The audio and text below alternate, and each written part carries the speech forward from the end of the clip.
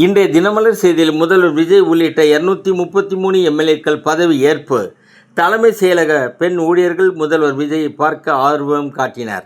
திமுக தலைவர் ஸ்டாலின், மதிமுக பொதுச் செயலர் வைகோ, பாட்டாளி மக்கள் கட்சி தலைவர் அன்புமணி, நாம் தமிழர் கட்சி தலைவர் சீமான் ஆகியோரை அடுத்தடுத்து சந்தித்து முதல்வர் விஜய் வாழ்த்து பெற்றார்.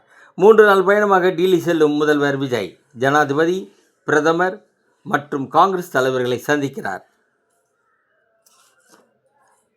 டிரான்ஸ்பார்மர்கள் கொள்முதல் முறைகேடு விவகாரத்தில் சிபிஐ விசாரணைக்கு சென்னை உயர்நீதிமன்றம் உத்தரவிட்டது. மேல்முறையீடு செய்த மனுவை இப்போது உச்சநீதிமன்றம் தள்ளுபடி செய்தது. இதனால் சிபிஐ விசாரிப்பது உறுதியாகிவிட்டது. உயர்நீதிமன்ற மதுரை கிளையில் ஆட்சி மாற்றம் ஏற்பட்டுள்ளதால் அரசு வழக்கறிஞர்கள் 75 பேர் ராஜினாமா முடிவுக்கு வந்துள்ளனர்.